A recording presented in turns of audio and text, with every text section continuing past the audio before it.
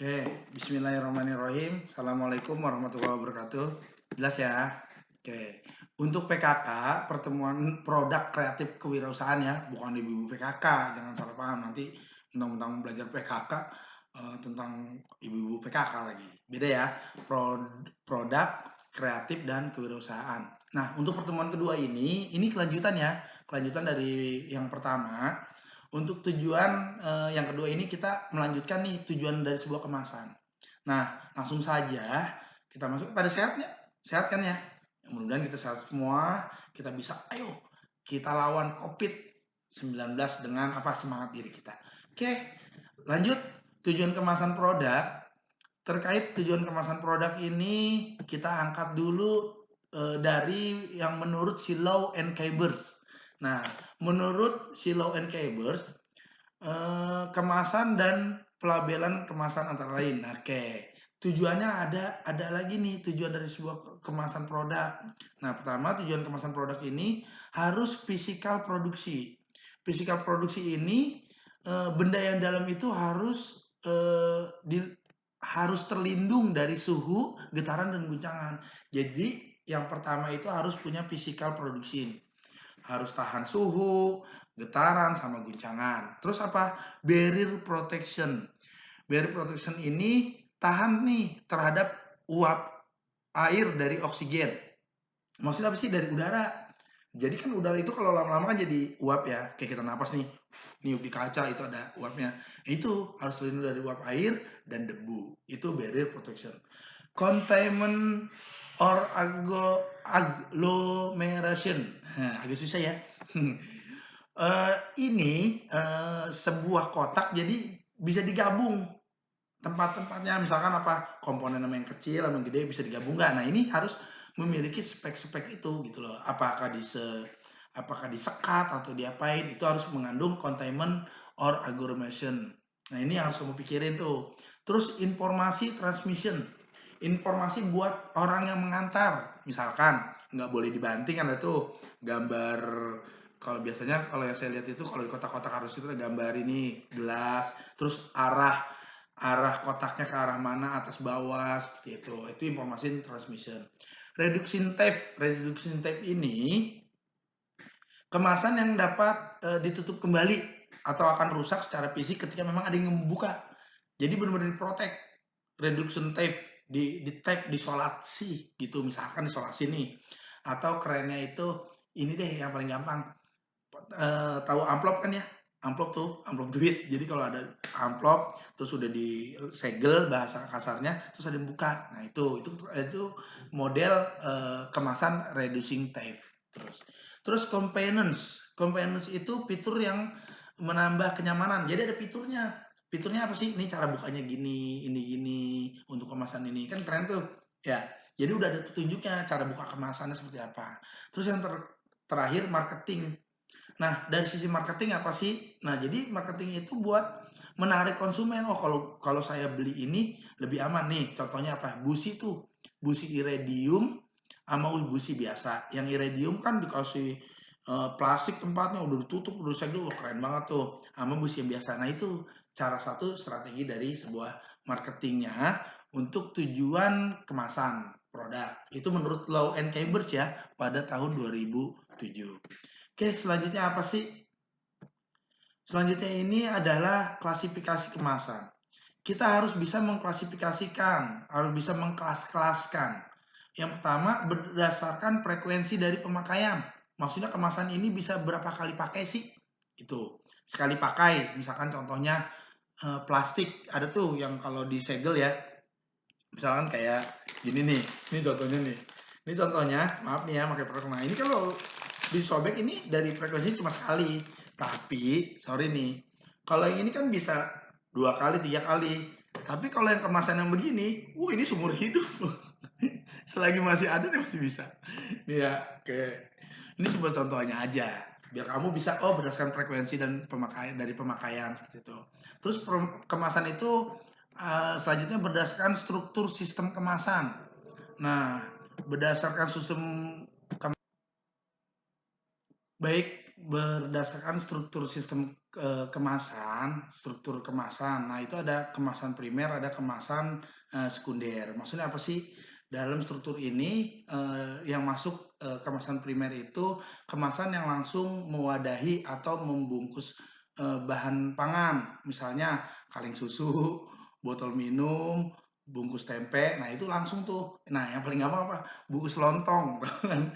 Jadi pas udah dibuka langsung, nah itu, primer. Nah, kalau yang sekunder itu, melindungi kelompok-kelompok kemasan lain, seperti itu. Maksudnya gimana sih? Kayak kalau kamu beli permen nih, kan permen kan bungkusan ada bungkusan besar tuh. Nah, itu nanti, ada yang satuan, nah itu yang, sekunder, itu berdasarkan strukturnya. Terus, selanjutnya kemasan tersier. Nah, ini masih masih dalam kategori struktur nih. Kemasan tersier itu kemasan untuk mengemas setelah kemasan primer dan sekunder. Kemasan ini digunakan untuk melindungi selama pengangkutan. Cepetan ya? Kemasan tersier ini kemasan yang udah berlipat-lipat, ngerti nggak? Jadi bukan intinya. Kan kalau kayak kamu gini, kayak tadi permen di dalam kantong permen yang besar itu kan ada lagi tuh permen satuan. Nah, saat kamu beli 10 biji kan 10 bungkus permen yang banyak itu kan nggak mungkin kamu lagi gendong begini, tapi pakai kantong kresek kan. Nah, itu yang tersiernya. Paham ya? Oke. Terus yang ketiga, sifat kekakuan bahan kemasan. Nah, enak nih. Kalau sifat dari bahan kemasan ini, yang pertama itu kemasan fleksibel. Pasti lo tau lah, bahan kemasan yang mudah dilenturkan. Nah, itu lenturin. Terus kemasan yang kaku. Nah, kemasan yang kaku ini bersifatnya keras, tidak tahan lenturan, patah bila dibengkokkan. Tuh, kan ada tuh kemasan yang kalau dibengkokin udah kayak kardus gitu loh. Maksudnya patahnya atau ini deh yang bahan-bahan plastik kan itu kemasan-kemasan itu sifat kekakuan dan dari kemasan. Terus kemasan semi kaku dan semi fleksibel. Nah, itu ada tuh ya, bahan kemasan yang memiliki sifat antara kemasan fleksibel dan kemasan kaku. Oke, nanti tinggal dilihat aja di ininya. Terus yang selanjutnya apa sih? Berdasarkan sifat pelindung terhadap lingkungan. Nah, yang ini bagus nih. Nah, untuk berdasarkan sifat pelindung terhadap lingkungan, dia bisa nggak sih buat ngelindungin lingkungan kita gitu loh. Yang pertama itu kemasan hermetis, tahan uap dan gas. Nah, yaitu kemasan yang secara sempurna tidak dapat dilalui oleh gas, udara ataupun uap air. Kayak tadi tuh yang kaleng. Nah, itu berdasarkan sifatnya ya. Ini berdasarkan sifat, namanya sifat yang kaleng itu yang tadi kaleng susu itu kemasan hermetis namanya. Jadi dia aman tuh bahan yang dalamnya. Terus kemasan tahan cahaya. Kemasan tahan cahaya itu kayak kamu beli es krim terus masukin lagi tuh ada tuh paper bagnya khusus es krim kan, bebas dari cahaya ya, nggak tembus cahaya matahari. Nah itu kayak gitu. Kertas roll file, tahu kan kertas roll? Kertas roll file itu yang warnanya silver gitu loh. Nah itu pelindung terhadap lingkungan. Nah maksud lingkungan apa sih? Jadi pengaruh-pengaruh dari lingkungan itu yang bisa merusak produk yang ada di dalam gitu loh. Terus kemasan tahan suhu tinggi. Oke, untuk kemasan tahan susu ini, kemasan untuk bahan yang memerlukan proses pemanasan. Nah ini, nah jadi dia kemasan yang tahan suhu tinggi kalau dia dibakar, kalau digoreng, kalau di ini bisa. Tadi tuh yang buat apa sih foil ya banyak tuh ibu-ibu yang suka beli tuh yang kalau misalkan mau dipanggang ayamnya terus dibungkus terus dibakar gitu ya. Terus yang kelima, berdasarkan tingkat kesiapan pakai. Nah, untuk kesiapan pakai ini dibagi lagi. Pertama, wadah siap pakai. Wadah siap pakai itu kemasan yang siap untuk diisi dengan bentuk yang telah disempurnakan sejak keluar dari pabrik. Misalnya kamu bikin buat tempat botol.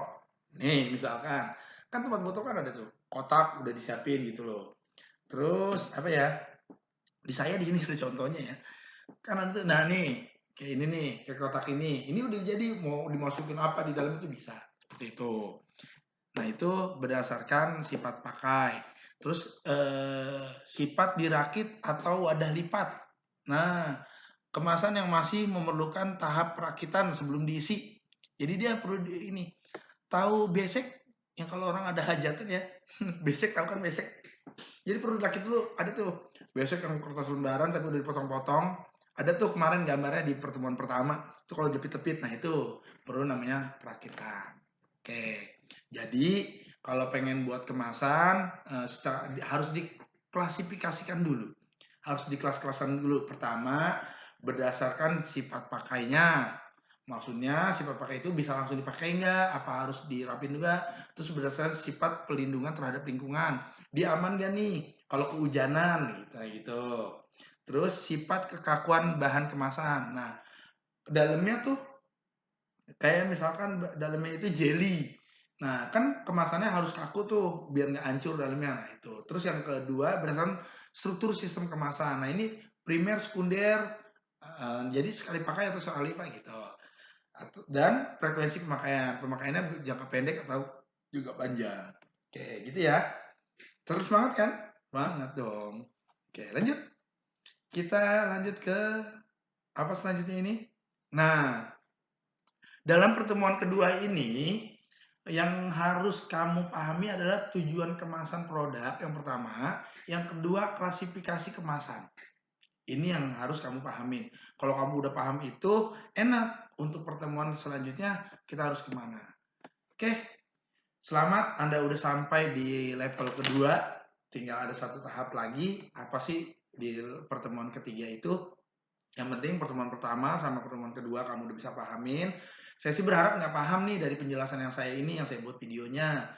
Kamu bisa absen dulu, habis absen baru bisa baca modul. Nah, setelah baca modul, pahamin betul-betul. Mohon maaf, untuk modulnya kamu harus benar pahamin, karena saya nggak melampirkan tugasnya. Tugasnya nanti kita ketemu di eh, level ketiga atau pertemuan ketiga. Oke, kayaknya itu saja dari saya. Kurang dan lebihnya mohon maaf. Saya akhiri, segala sesuatunya yang baik datang dari Allah, segala kekurangannya dari saya. Cukup sampai di sini aja. Silakan di absen. Habis absen baca modul, dipahamin semua, baca-baca sambil tiduran gak apa-apa lah. Kalau misalnya memang perlu di-download, download. Oke, itu saja dari saya. Sekali lagi saya akhiri. Wassalamualaikum warahmatullahi wabarakatuh.